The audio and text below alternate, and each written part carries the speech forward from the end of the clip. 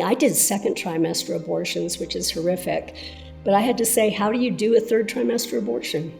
Like, if that's true, how do you get a baby that size out?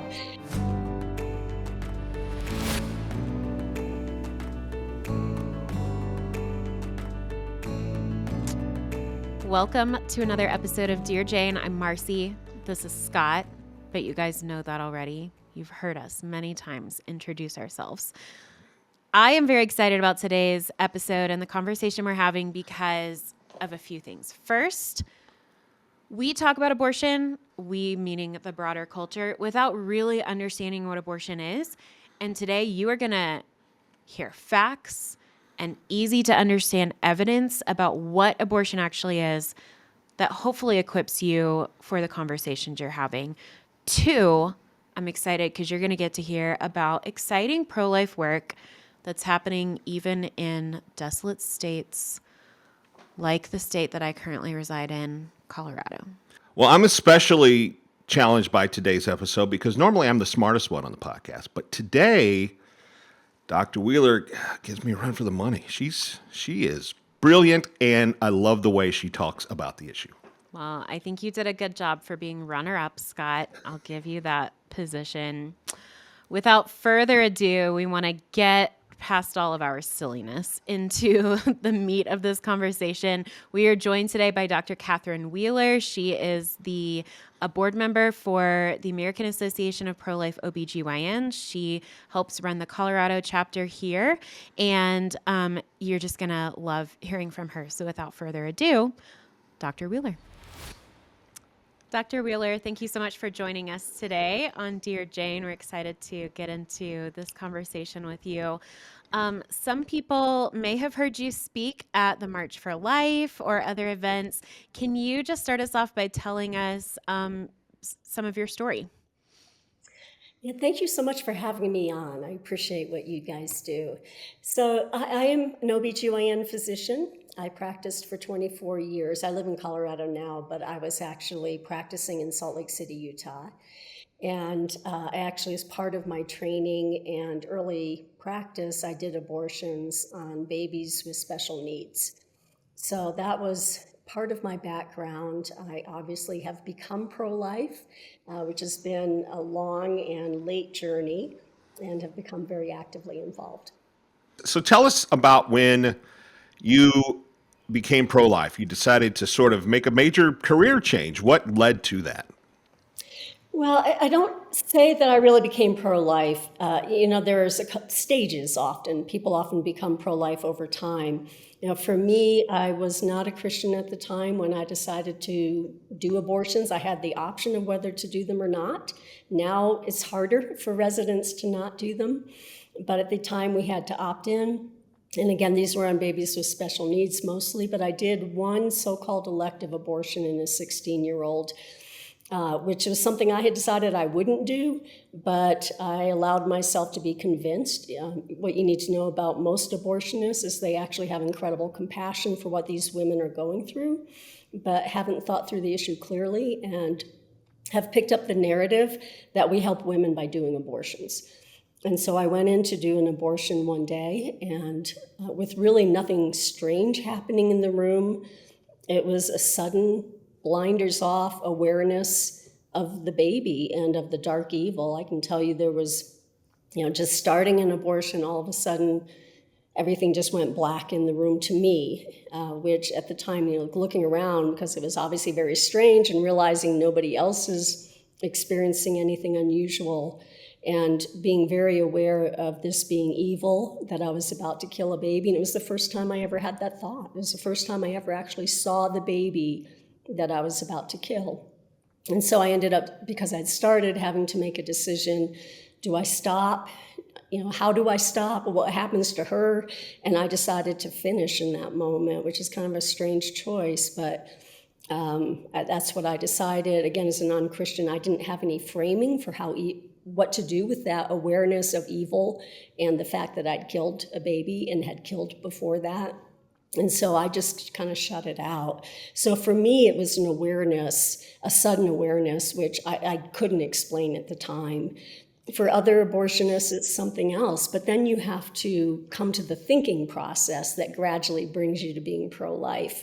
And that involves just dealing with all of the lies that you believed and the justifications one by one, and really looking at the evidence and having to face reality. And so it was a long process to become fully pro-life. You said something really interesting that I think a lot of people don't realize, which is that a lot of the doctors who perform abortions think that they are being compassionate to women. I think, the generalization of these doctors is they're just in it for the money, they don't care, they're heartless. Can you speak more to that? And kind of, I also can identify with that feeling of maybe for a lot of them feeling trapped, like they're in it now. But can you say more about that? Yeah, you go into medicine and you really go into it because you want to help people. But a lot of people who go into medicine are very compliant people too. And so you're learning medicine, what is medicine? What do we normally do? And so there's been a lot of work by the abortion industry and advocacy, and unfortunately, medical organizations to make this a so-called normal essential part of reproductive health care, which it's not. The majority of OBGYNs practice without doing abortions. In fact, 87 to 93% of them. And once I quit doing abortions, I never had a need to do an abortion. Women don't need abortion. Even in life-threatening circumstances, they don't need to have their baby directly killed, although sometimes we have to deliver them. So, most of them look at it, if you have not rationally thought about what abortion is, you literally, it's kind of a grooming. That's all I can think of it looking back, because of course you ask yourself, how in the world did I ever do something as awful as that? And, there's part of never thinking about it, and part really being groomed and indoctrinated into it. And you really do care deeply about the women. You feel horrible about the situations they're in. And so you ignore the baby. Like, you don't even discount it. You don't even just say, well, the baby doesn't matter. You actually literally put on blinders and don't let yourself think about the baby. I don't know how else to explain it. That's the best I can do. But most of us come into this like you just feel awful for the situation they're in, and you get the wrong answer when you think abortion's the answer. So I want to peel back some layers here. You are a person of faith now, correct? Do I have that I correct? am now. Okay. All right. So let's peel that back a little, because a lot of people on the other side will say, "Oh, okay, it's a religious thing. That's why she came to that conclusion." But you come at it from a very evidence-based, scientific. Help us sort of get those to jibe a little bit, and talk more about how it's not a faith thing necessarily. That's not your primary motivation. Sort of talk about the scientific backup.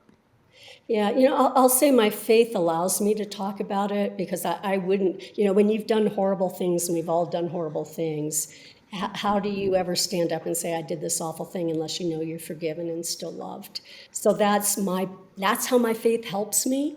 But for me, it was actually realizing that I had to ignore the baby in order to do these. And that came about from actually, for the first time, dealing with two babies I lost to miscarriage.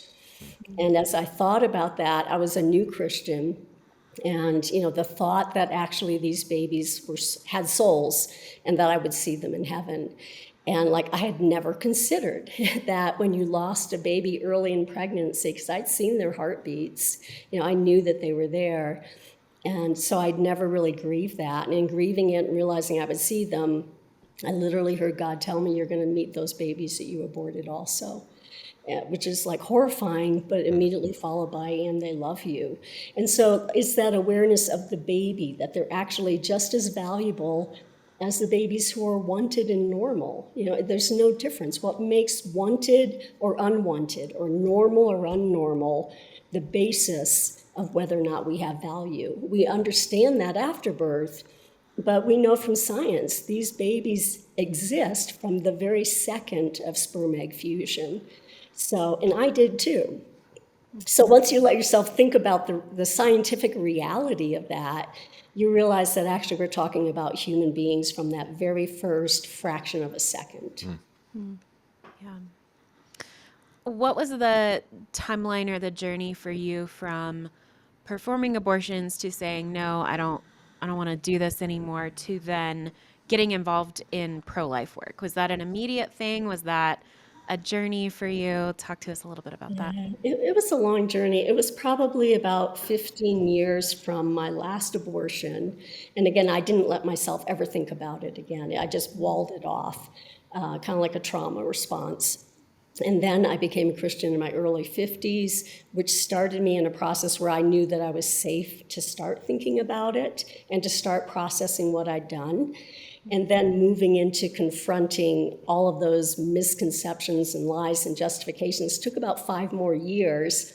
And it took some moves. So my practice ended about 2015. I moved to help family members in different places.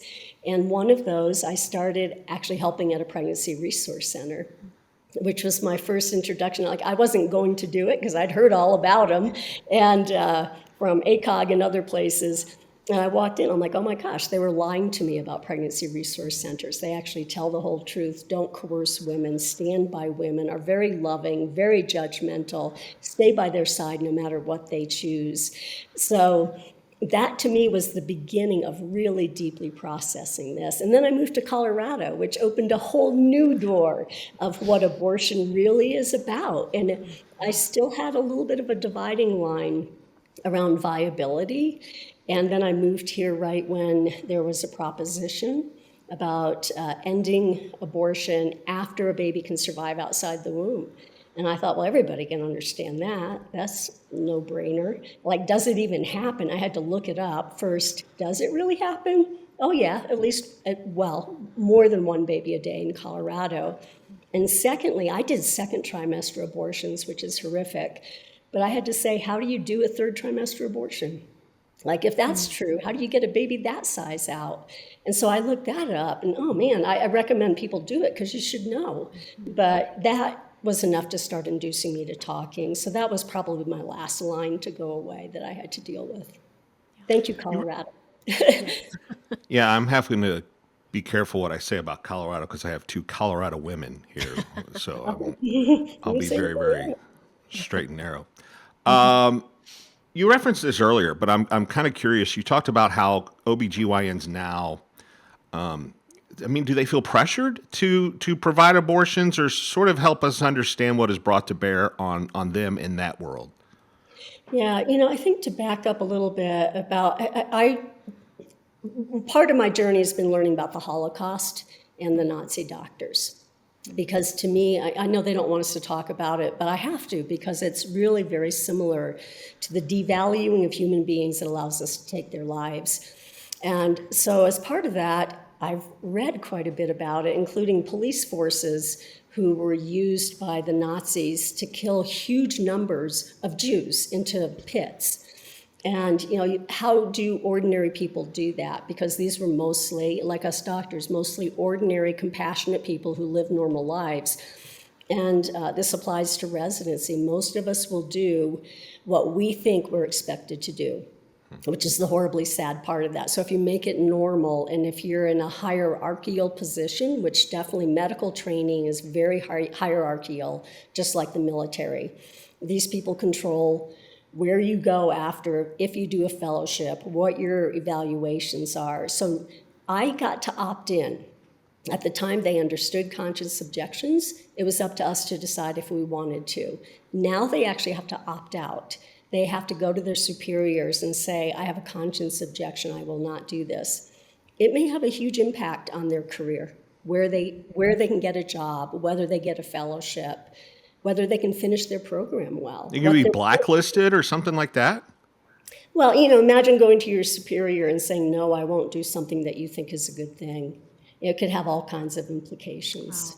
Wow. So, yeah. Wow. Talk to us about what you do now. So you are a board member for, I'm always nervous, I'm going to get this wrong, but American Association for Pro-Life OBGYNs. Is that it? Yes. Tell us about that work, and then some of what you're doing here in Colorado. Yes, thank you. So we actually got to start the first chapter of the American Association of Pro-Life OBGYNs right here in Colorado. Colorado, I truly believe, is a leader for life. We just haven't walked into our destiny yet. So as part, what APLOG does is not just OB-GYNs, it's any medical professional or even associate who just wants to be part of it. And they're really the secular preeminent medical voice, evidence-based voice for life. And about the harms for women with abortion. So we've been able to bring that into Colorado, which is really exciting. We knew we needed it because when you go to the legislature, all of the other organizations stand up under the authority of a national organization. So we've got Planned Parenthood, who's always here. We've got ACOG, who's often here, the American College of OB-GYN, among others. And so we approached APLOG and said, we really need the authority and resources of a national organization. And they actually been thinking about it, and so put some trust in us, which we're very thankful for. What we do is we work with community. People who are pro-life, especially in states like Colorado, need community. They need resources, they need connection, they need to know somebody has their back. We also equip them to be the medical voice in Colorado for truth and for life. We work with the next generation. It's really key so that people like me don't go in completely unprepared for what they're going to hear and get manipulated into doing abortions or choose to do them. So we work with the next generation. We're involved with the media. We're trying to educate the public and the media. And one of our really big goals is really promoting life-affirming, excellent health care for women in Colorado. So moving to that next space of filling the gaps that all this focus on abortion has left women abandoned and without excellent care. So it seems important to have that kind of support group in place, whether an informal support group or actually resources available. I mean, I still am just, I'm thinking about the ramifications for an OBGYN who decides to opt out, as you said. Could they lose their job over that potentially? It's possible. I know of people here in Colorado who, one of them works in the midst of a place where she's the only one who's not involved with abortion. Like, what a hard place to be. It was the opposite place for me. And so it's a very hostile environment. They may say you can't work here, you can't have a job if you don't do abortions. There's a push for removing conscience objections because one of the biggest barriers, according to the abortion industry and American College of OBGYN, is that not enough OBGYNs will agree to take the lives of babies or do abortions, which is what they would say. But so again, only 87 to 93% of us won't do it. So we're one of the biggest barriers. So they're trying to take away our conscience objections. So yeah, there are a lot of ramifications. You may not get a job wherever your fellow, like if you're going to go on with a fellowship. So the next level of training, you may not be able to get a fellowship without your superiors giving you recommendations. Have you experienced or might someone, an OBGYN who does this, experience like some sort of, I mean, I'm sure you've been criticized. I'm sure, I mean, the other side tries to, I don't know, downplay your qualifications or something like that. I mean, is that as bad as I think it probably is? I try to reach out to people on the other side because my heart goes out to them. They don't realize what they're doing. I mean, I look back, I'm horrified at what I've done. And, I remember parts of it, and as much as I let myself, I know that they're going to come to their moment too of realization. And my heart goes out for them to know that there are people who still care and that Jesus actually forgives them. That's the big part of my heart. As far as how they deal with me, most of the time they don't want anything to do with me. I try to reach out and say, hey, I'm an ex-abortionist, and I'd love to talk with you. And usually it's the cold soul. I mean, I've had kind of aggressive approaches from it. But I want them to know that they're acceptable to me, that I understand, and that there's a different way. Of course, Colorado isn't alone in fighting some of the state battles when it comes to life issues. If The battles have not come to your state yet. They will. And if they do, you need to contact Cogency Strategic. They can help you win your campaign for life. They can help with messaging, make sure it gets to the right people, and they can do it in ways that no one else can in the pro-life movement. So you need to check them out, CogencyStrategic.com. When you show up to testify, because I know you've testified a lot, the Colorado legislators here give us a lot to testify against. For anyone who likes to follow Colorado politics, when you show up to testify, do the legislators, do they just write off your testimony, even though you are a former abortionist? Like, I know a lot of them just sit there and they're on their phones and they're not paying attention to anyone, but what kind of responses do you get when you show up and you present scientific, fact-based evidence to, discuss their bill? Do they just dismiss what you have to say? What's their reaction? Yeah, it's been an interesting process. I was involved in Utah too, so I was surprised when I moved here on how disrespectful they are. And you're right, a lot of them are on their phones. The first time I testified was against the, can't remember if it was Prop 115 or I think it was Reproductive Health Equity Act. It was the first time. It was when I had first started to speak about it, and honestly, it was very difficult. It would take me days to recover because it's hard to stand up and to say that. But I remember the first time Stephanie Luck, Representative Luck, asking me to describe, since you've done second trimester abortions, will you please describe exactly what you did? And they all stopped. It went silent. Everybody listened, and I wept during it. I mean, it's hard to say that the first time in a public space. And I say, as you do it more, I think it's important to do. You can't just let the evil and the lies stand. You have to stand up and speak truth. We have to step into these spaces. So they discount me more and more now. I find in personal conversations, once people know that I've done abortions, they often have questions or they'll open up with things that they're thinking about. I think the trick is to be non-confrontational, to hear their story, to let them know why I did that and what the truth is behind it. And I think they see that I'm not being condemning. I'm just trying to help people to understand what's actually true. You've kind of referenced now a couple times, both verbally and visually, people need to know the truth about, they just need to see it and believe it and to understand it. And I know that's an ongoing sort of tension within the pro-life movement of how much do we really want to show or what's the impact. But there is evidence that show that can change hearts and minds, especially of people in the middle. What is a good utilization of that reality, and how would it be good to use to help people understand the truth about abortion? Yeah, that takes a lot of wisdom. Like I would in that situation pray whether this is wise or not, because if when I was early in the pro-life movement, I remember one time in Spokane, happening to be walking downtown, and there was somebody yelling with his pictures, and just being so cruel. And I'm like, seriously, where's your heart?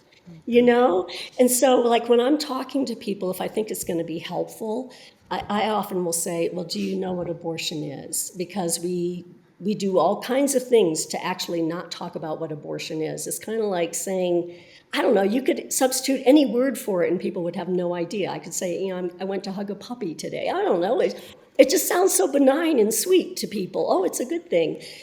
So I just say, do you understand what abortion is? And I'm actually an ex-abortionist. Is it okay if I tell you what happens? And then they almost always say yes. But I try to be very sensitive because there are people who are unhealed. And what we don't want to do is crush them. Because, if we condemn them or crush them, it could put them over the edge. Our goal is to save lives, including their lives. So I just think it takes a lot of wisdom. If I'm going to talk, I try to remember, if I'm going to be showing pictures or describing in detail, give people an out. Look, I'm going to explain the reality of abortion, and I want you to know you can step out for any reason. Go to the bathroom if you want to, but feel like you can step out if you need to. So I do think we need to give people the out and be incredibly sensitive about how we do that. Not that we're hiding what it is, but there are people that we could completely crush if we're not careful. Well, unfortunately, this is an issue that has impacted probably more people than we realize. I think especially with the easy access to the abortion pill nowadays, that's, we're still finding out about all the ways women are traumatized by taking the abortion pill and going through abortions that way. So you're right, you never know who you're talking to and what their story is, and how they may have been affected by abortion. Kind of speaking of the abortion pill, and I was thinking about what you said about most people have no idea what abortion is. I think that's true of a lot of the things we talk about in the abortion discussion. Nobody knows what they're actually talking about. One of the things that was recently banned in Colorado a couple of years ago, and other states are moving to do this as well, is abortion pill reversal. But I think in order for people to understand how the reversal works, they kind of need to understand how the abortion pill works. Can you kind of describe that for us, or just explain maybe the mechanics of the abortion pill and then how the reversal process works? Yeah, thank you. So about two-thirds of abortions in the United States now are done by chemicals, by medications. And so there are two drugs that are involved. They're actually approved by the FDA only until 10 weeks of pregnancy, although we know they're being used off-label much higher. So the first drug is called mifepristone, or RU486, and it actually attaches to the receptor that progesterone works through. Now, progesterone is an essential hormone in early pregnancy that keeps the pregnancy growing. It maintains the uterine lining and placenta interface. So all of the baby's nutrients and oxygen come through that. So if you block the progesterone receptor, progesterone can't attach and work, and so you have a breakdown of that interface, meaning that the baby almost always dies. And then the second drug is called misoprostol. It's a prostaglandin, which causes uterine contractions, essentially like labor, which expels the dead baby. And they usually take that 1 to 2 days after the mifepristone. So that's what the process is. Now, the way that the abortion pill reversal works, it's actually natural progesterone. And we know from pharmacology and biology that this attachment of mifepristone to the receptor is reversible. So if you put large amounts of natural progesterone into the woman's system, it can unbind, the progesterone can bind again and have its action. And so 2/3 of the time, you can save that baby as long as she takes it within 72 hours and has not taken the second drug to cause labor. So it's actually very, very effective. The abortion industry doesn't like it because it destroys the narrative that women regret abortions. It's my take on it. Yeah. Because that's a big narrative. And so they say, actually, you're shaming women by suggesting that they might want to change their minds. The other way to think of that is you've got this chance that the baby could be 2/3 chance that if she changes her mind, you could save a life. We're talking about death and life. Right. So it is very effective. And so it's not surprising that they want to make it illegal. You just answered the question I was going to ask you, because one of the things I've never understood is, the other side, they say they're about choice. We know that they're driven by money. Once they take that first pill, I mean, their money has been paid, that sort of thing. So what are they out if somebody takes an abortion reversal pill? If they still got what they wanted, so why are they so vehemently against it? And I think you're onto something with it. It totally destroys that narrative that women have abortion, could care less. There's no harm, there's no risk, all that nonsense that we hear. I think that you're onto something there. You know what? Not that you needed me to affirm you, Dr. Wheeler, but I think you're pretty smart. Well, I don't know. It came from somebody else too. But I do think it's the same reason for the attacks against pregnancy resource centers. Again, why would women need resources? Women can make up their own minds. Well, we know that the majority of them are doing it because they're abandoned and afraid, and a very large number are coerced. The majority would have made a different choice if somebody had helped them. They know that. So, yeah, that's the same reason for the attack.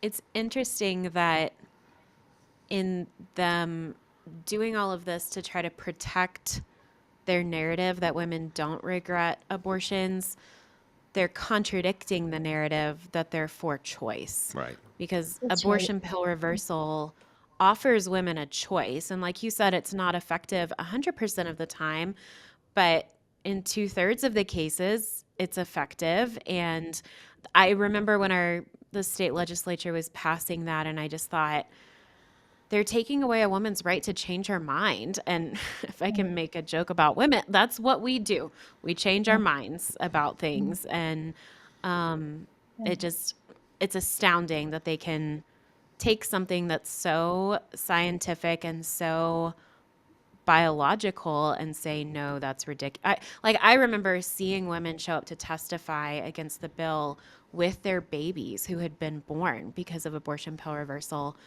and the legislators just turned a blind eye. It's really incredible. Yeah, and it's for that reason. There are two judgments here.